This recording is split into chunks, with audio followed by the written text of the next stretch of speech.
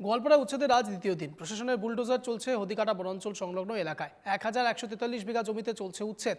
অপ্রীতিকর ঘটনা এড়াতে মোতায়েন পুলিশ, আধা সামরিক বাহিনী, কমান্ডো। মুখ্যমন্ত্রী ঘোষণার পরই শুরু হয়েছে উচ্ছেদ অভিযান। এ বিষয়ে বিস্তারিত কথা বলবো, রয়েছে প্রতিনিধি সরাসরি রশিদুল। যেমনটা আমরা দেখছিলাম, একদিকে পদুম পুকুরে একরকম ঘটনা, আবার গোয়ালপাড়াতেও একই রকম। আজ দ্বিতীয় দিন উচ্ছেদ অভিযানে, কি জানতে পারছো? দেখো অঞ্জন, গতকাল ইতিমধ্যে মুখ্যমন্ত্রীর নির্দেশে গোয়ালপাড়ায় উচ্ছেদ অভিযান চালানো হচ্ছিল এবং 1140 বিঘা জমি খালি করা হচ্ছে। এই উচ্ছেদ করা হচ্ছে 540টি পরিবার। বর্তমান এই 540টি পরিবারের ঠিকানা কিন্তু গোয়ালপাড়ার যে ব্রহ্মপুত্র নদী আছে সেই নদীর পারে তিনারা এসেছেন। তিনাদের ঠিকানা বর্তমান এই জায়গায়। সহযোগী সঞ্জীবী দেখা যাচ্ছে যে যেগুলো পরিবার উচ্ছেদ হয়েছে তিনারা কিন্তু এই জায়গায় এসে তিনারা দাঁড়িয়েছে। আমি কথা বলতে চেষ্টা করব, একজন বয়স্ক মহিলা রয়েছে, তিনার সঙ্গে কথা বলবো। কি বলবেন, কোথায় ছিল বাসা, কোথায় ছিল? আমার বাসা ছিল এই সোনাপুর, এই শীতে আগে আসছিলাম নদীর চর ভেঙে যায় হালি গেলা সরকারের মাটি জায়গা দিচ্ছে, সরকারের মাটিতে আসছিলাম। আমি দুইটা নাতি পড়াইছি, মানুষের বাড়ির কাম করে হাজিরা করে মুজুরা করে। আমার এই নাতি দুইটা কিবা করে পড়ামু, কোয়ানে কিবা করে পড়বো। একটা ফার্স্ট ইয়ারে, একটা মেট্রিকে। আমার এই নাতি দুইটা পড়া নষ্ট করলেন। আমার এই নাতি দুটা আমি কিবা করে পড়ামু। আমার বাড়ি ঘর ভাঙা দিচ্ছে, আমি আর নাতি দুটা কোনে রাখুম। আমার নাতি দুটা কোনে রাখবেন, আমাকে জায়গা বানা দেন। আমার নাতি দুটার মানে পড়া নষ্ট হয় না। আমি মানুষের বাড়ির কাম করে হাজিরা করে মুজিরা করে আমি নাতি দুটা পড়াইছি। এক নাতি পড়াইছি আমি ফার্স্ট ইয়ার নাগাদি, আরেক নাতি পড়াইছি আমি মেট্রিক নাগাদি। আমি খুব দুঃখী, আমার মতো দুঃখিয়া মানুষ নাই। তাহলে এখন আমার কি করবেন করেন। আমি জানি এই পোলা হামদুরার পড়া জানি নষ্ট হয় না। আজকে আপনারা এই জায়গায় আছেন, কোথায়, এরপর কোথায় যাবেন?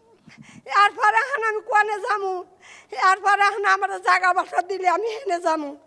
এই ব্রহ্মপুত্র নদী ছেড়ে আমি মাটি নাই, কোনো এক আঙ্গল মাটিও আমার নাই। আমার কাগজপত্রের মাটিও নাই, আমার কোনো কিচ্ছু নাই। আমি সরকারের মাটিতে থাইকে আমি দুইটা নাতি পড়াইছি মানুষের কাম করে। আমি দুইটা নাতি এখন আমার পড়াশোনা নষ্ট করে। দেখো, দেখা যাচ্ছে বয়স্ক মহিলা একজনের ভাষ্য আমি শোনালাম, কিন্তু দেখা যাচ্ছে যেগুলো পরিবার এই জায়গায় আছেন তিনারা কিন্তু কষ্টের মাধ্যমে আছেন। কাকা, আপনার বাসা ভেঙে দিছে? হ্যাঁ, কি বলবেন, কোথায় আছেন এখন? এখন আমরা যে অস্থায়ী হিসাবে যে বালুর চরে এসে রয়েছি, এখন তো ধরেন আমরা কোথায় যাব? আমাদের তো নদী ভাঙ্গা মানুষ, আমরা কোনো মতে যাইছিলাম ওই জায়গায়, কিন্তু এখন যদি সরকারের নির্দেশ অনুসারে আমরা আইসা পড়লাম, আমরা আপন ইচ্ছে জায়গা ছেড়ে দিছি, তাহলে আমাদের সরকারের কিছু সংস্থাপনের ব্যবস্থা করে দিক। আমাদের এটাই দাবি। যাওয়ার মতো কোনো জায়গা নাই আর কি। যাওয়ার মতো জায়গা থাকলে তো যাইতামই। কত বছর হয়েছিল? আমরা 20-30 বছরের মতো, কেউ 30-এর উপরেও গেছে এই জায়গায় বসবাস করা। দাদা, কি বলবেন? অনেক পরিবার ওই জায়গা থেকে উচ্ছেদ করা হচ্ছে। তার মানে দেখেন, এখন উচ্ছেদ যে করছে, এই উচ্ছেদটা একবারে মানে গ্রহণযোগ্য না। কারণ আমার যাওয়ার মতো কোনো রাস্তা নাই, আর আমরা কোথায় যাইতেও পারবো না, যেহেতু এক ইঞ্চি মাটিও নেই আমাদের। এই জায়গায় যেগুলো মানুষ মানে ভেঙে চুরে দিয়েছে সরকারে, উচ্ছেদ করছে, এই উচ্ছেদটা একবারে গ্রহণযোগ্য না। এই মানুষগুলো নদী ভাঙ্গা মানুষ, আর কিছু গোয়ালপাড়া ডিস্ট্রিক্টের লোকাল মানুষ আছে। তো গোয়ালপাড়া ডিস্ট্রিক্টের বেশি সংখ্যক মানুষ নেই। এই মানুষগুলার মানে নদী ভাঙ্গা মানে সর্বসারা হয়ে গেছে, মানে কোনো জায়গায় মাটি নাই আর কি, যাওয়ার রাস্তা নাই। তো একটা সরকারকে আবেদন করি আমি যে এই মানুষগুলা পুনর্সংস্থাপন দিক, তার জন্য আহ্বান করি। আরও এইখানে স্থায়ী মানে যেগুলো মানুষ আছে, যে মানুষগুলো বর্তমান 2-3 দিন ধরে না খায় আছে, কোনো খাওয়ার ব্যবস্থা নাই, কোনো পানির জোগাড় নাই। এই লোকগুলো কোথা থেকে এসে এই বনাঞ্চলে এসেছিলেন? এই লোকগুলা এই গোয়ালপাড়া ডিস্ট্রিক্টের মানুষ, এই ফকিরপাড়া চরের, কেউ মানে গোয়ালপাড়া ডিস্ট্রিক্টের স্থায়ী মানুষ, মানে এই জায়গার মানুষ সব। যে নদী ভাঙার ফলে মানে ফরেস্ট ডিপার্টমেন্টের মাটিতে মানে খাস মাটিতে যা বসবাস করছি আমরা, তাই আমরা আগে থেকে জানি না যে এখানে খাস মাটি না দোষীঘাটা বনাঞ্চল এ কথা কিন্তু আমরা স্পষ্ট না। তাই আমরা জানা মতে দোষীঘাটা বনাঞ্চলটা যেটা ফেলাইছে এখন, এই দোষীঘাটা বনাঞ্চলটা মানে দর্শবজা দেবস্থান, এখনও রেভিনিউ ভিলেজ বলে কয়। আর মুখ্যমন্ত্রীকে কি বলবেন, কি আপনারা দাবি জানাবেন? তাই আমরা একটা দাবি জানাই যে এইগুলা যেগুলো মানুষ মানে হারাশাস্তি করে মানে উচ্ছেদ করা হয়েছে, এই মানুষগুলা পুনঃসংস্থাপন দেওয়া লাগে অতি সোনকালে, মানে কি অতি শীঘ্রই মানে এই মানুষগুলো সংস্থাপন দেওয়ার জন্য আহ্বান করছি আর কি এই মুখ্যমন্ত্রীকে।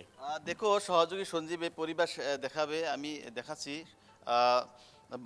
আমি বর্তমান রয়েছি গোয়ালপাড়ার সোনাপুর গ্রামের যে উচ্ছেদিত পরিবার রয়েছেন, তিনাদের যে ঠিকানা নদীর পার, ব্রহ্মপুত্র নদীর পার। রশিদুল, আমরা স্পষ্ট বুঝতে পারছি যে তাদের আবেগটা ঠিক কোন জায়গায়। খুব স্বাভাবিকভাবে তারা ঘর হারিয়েছে, এই মুহূর্তে দাঁড়িয়ে তারা সরকারের কাছে অনেক কিছু দাবি তো করছে, প্রশাসনের কাছে অনেক কিছু দাবি করছে। এই মুহূর্তে সরকারের পক্ষ থেকে ঠিক কোনো পদক্ষেপ করা হবে এমন কিছু জানতে পারছো কি?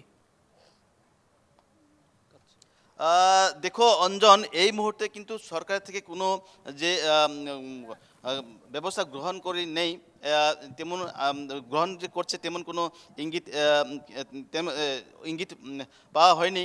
কেননা এই জায়গার যেগুলো পরিবার তিনারা অভিযোগ করছেন যে তিনারা কোনো ধরনের ব্যবস্থা পান নেই, তিনাদের রশিদুল, কোনো রকম খাওয়া পুনর্বাসনের জল নেই ব্যবস্থা না এবং করে তাদেরকে উচ্ছেদ করা হচ্ছে, সে জায়গায় তাদেরকে কোনো পুনর্বাসনের ব্যবস্থাও করা হবে না। এটা একেবারে কোন নজির তৈরি হচ্ছে আসামে? সেটাই কিন্তু বড় প্রশ্ন অঞ্জন। দেখা যাচ্ছে যেগুলো উচ্ছেদ চালিয়ে যাচ্ছে আসাম সরকারে, তিনাদের কিন্তু পুনর্বাসনের কোনো ব্যবস্থা করেননি, আজ অবধি সেই ব্যবস্থা করেননি। এবং ইনাদের যে সেই ব্যবস্থা করবে তার কোনো কিছু কিন্তু ইঙ্গিত পাওয়া হয়নি। গতিকে তিনারা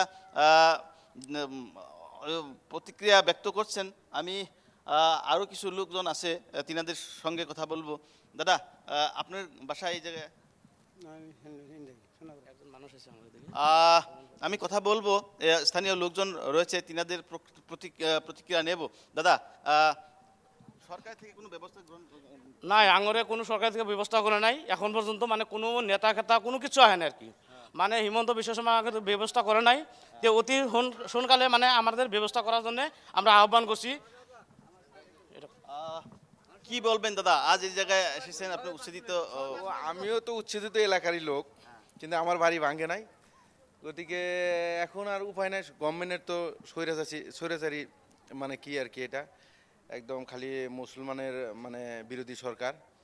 গতিকে এখন তো আমরা আর করবো কি, করার মতো কোনো চালিয়ে যাচ্ছে ইনারা নদীভঙ্গ লোক, কিন্তু প্রশাসনে পুনর্বাসনের ব্যবস্থা করার একটা ব্যবস্থা। না, আমরা অনেক জায়গায় গিয়েছি, আমি সার্কেল অফিসারের ওখানে গিয়েছি, এডিসির ওখানে গিয়েছি, অনেক জায়গায় গিয়েছি, কিন্তু কেউ তো এদের মানে দায়িত্ব নিচ্ছে না, আর এখানে আসছেও না। আমরা অনেককে আহ্বানও করছি, কিন্তু এখানে কেউ আসছে না। এরা তো বিদেশি লোক না, এই আসামেরই লোক। কেউ হয়তো নদী ভাঙ্গার মানে নদীর তাড়নায় এখানে উঠে এসেছিল, কিন্তু ওই টাইমে তো কেউ বলে না এটা ফরেস্টের মাটি। এখন 15-20 বছর ওখানে থাকার পরে আজকে এখান থেকে ভেঙে দিল, যাওয়ার তো কোনো জায়গা নেই। ইনারকে মৌলিক অধিকার খর্ব করা হচ্ছে। হ্যাঁ, নিশ্চয় হচ্ছে। এখানে স্কুল ছিল, কলেজে পড়া কিছু ছাত্র আছে, স্কুল এলপি স্কুল, এমই স্কুলে পড়া, হাই স্কুলে পড়া ছাত্র আছে, এদের আজকে স্কুল কলেজ সব বন্ধ। পানির ব্যবস্থা নাই, কোনো হোসালার ব্যবস্থা নাই, কোনো কিছু নাই, খাওয়ার জল নাই। হ্যাঁ, এখানে মানে থাকা মানে মানুষকে গুলি করে মারা একই কথা হয়েছে, প্রয়োজন দেওয়ার মতো হয়ে গেছে এখানে। কি আসাম সরকার কি আহ্বান? আসাম সরকারকে আহ্বান জানাচ্ছি যে কোনো হিন্দু মুসলমান না করে সরকার যেটা দায়িত্ব, গণতান্ত্রিক যেটা দায়িত্ব উনি সেটাই পালন করুক। গতিকে আমাদের এখানকার লোক, আমরা গোয়ালপাড়াবাসী লোক, এখনও আমরা কোনো হিন্দু মুসলমান করে এখানে কামড়াকামড়ি করছি না, কিন্তু ওনারা ওখান থেকে কেন কামড়াকামড়ি করছে সেটাই আমরা বুঝছি না আর কি। খালি ভোটের মানে জন্য এগুলো করছে আর কি, ভোট ব্যাংকের জন্য, আপার আসামের শান্ত করার জন্য আমাদের লয়ের আসামে এরকম করছে। হ্যাঁ, 26-এ নির্বাচন সম্মিলিত করে রেখে এগুলি করছে আর কি। গতিকে আমরা আহ্বান জানাইছি যে এগুলি বন্ধ করেন, মানব ধর্ম পালন করেন, মানব অধিকার রক্ষা করে আপনারা কাজ করেন, আমরা আমাদের সাথে আছি আর কি।